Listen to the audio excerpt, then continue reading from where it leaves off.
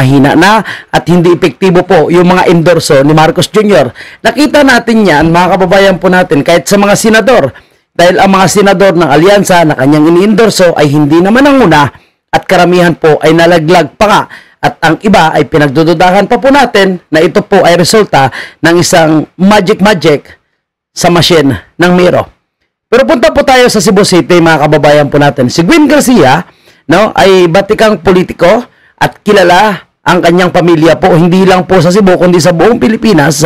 Inendorso ni Marcos Jr., bumaliktad at kinalaban ang mga Duterte, hindi nanindigan. Ngunit anong nangyari sa kanya? Tinalo po siya ni Pambari 4, nabaguhan lamang, ngunit endorso po ni PRRD at ni Vice President Sara. Napakalaki po yung lamang. Mahigit 300,000 ang lamang po ni Pambari 4 sa kanya. Ngunit mukhang hindi pa po tanggap, no, ni Gwen Garcia itong kanyang pagkatalo. Dahil nag-file po si Gwen Garcia, no, mga kababayan po natin, ng isang petisyon. Ito po, tingnan natin ang kanyang petisyon, mga kababayan po natin, ha? At basahin natin yung nilalaman. So, Gwen Garcia, siya po yung petitioner. At dito po ay sinasabi na very urgent motion to suspend proclamation. So, pinapasuspend ni Gwen Garcia ang proclamation po ni Pambari 4 bilang nanalong gobernador. So bakit hindi po papayagan o bakit ngayon gustong harangin pa ni Gwen Garcia ang proclamation nitong si Pambari 4 bilang bagong gobernador? Siya nga po, mga kababayan po natin, hindi po niya sinunod yung suspension na ipinataw sa kanya ng ombudsman dahil po sa kanya, sa reklamo laban sa kanya. At marami pa pong reklamo ngayon na natatanggap, no?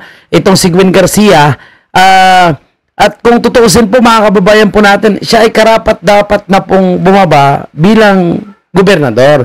Pero sadyang napakakapal talaga ng kanilang pagmumukha, mga kababayan. Talo na nga, may suspension pa, abay gusto pang harangin ang proclamation nitong si Pambari 4. Pero napakaganda pa rin at napakakalma pa rin ni Pambari 4. Kaya siguro siya nagustuhan ng taong bayan. Imagine nyo po, mga kababayan, si Pam walang resources, no? Hindi gaano nangampanya dahil kulang sa pundo. May mga voluntaryo, no, na nag-advertise sa kanya, nagbibigay ng invitation sa buong lalawigan ng Cebu, no, sa iba't ibang mga sortes and rallies po nila. So yan ang po yung swerte ni Pam dahil kahit siya po is baguhan lamang, napakarami nagsusuporta sa kanya. And napakaganda pa rin po yung kanyang panawagan.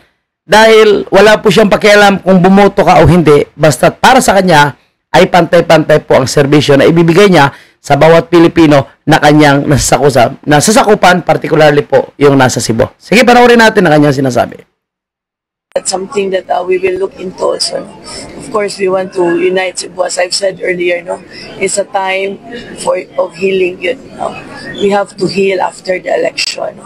And rest assured na in my governance, we will serve those even who did not vote for me or does not belong to my group na expect the same kind of service that I will give to the rest. Yes. So, congratulations po kay Pambari 4, no? At napakaganda ang kanyang advokasya. At kita po natin sa kanyang pagmumukha, daw magsalita po siya, no, na talagang siya po is karapat-dapat talaga na maging gobernador. Kasi seryoso po siya sa kanyang advokasya at walang yabang tayo nakikita kay Pambari 4. And congratulations dahil kahit ano pang harang nitong si Gwen Garcia ay hindi po siya nagtagumpay at yan, may bagong gobernador na po ang Cebu. And of course, pinapasalamatan din po ni Pambari 4 sa isang media interview, no, na dahil po sa endorse ni Tatay Digong at ni Vice President Sara, of course, no, ang pag-welcome sa kanya, yung pagsama sa kanya ni Vice President Sara ay isang malaking tulong po, no, kung bakit po siya nanalo. So hopefully makakatulong po itong si Pambari 4 sa darating po na 2028 at sana po manindigan po siya at hindi po siya madala sa pera. Dahil alam natin marami po yung mga tinulungan ni Presidente Duterte, tinulungan ni Vice President Sara, pero kalaunan po ay bumaliktad dahil nadala po sa pera.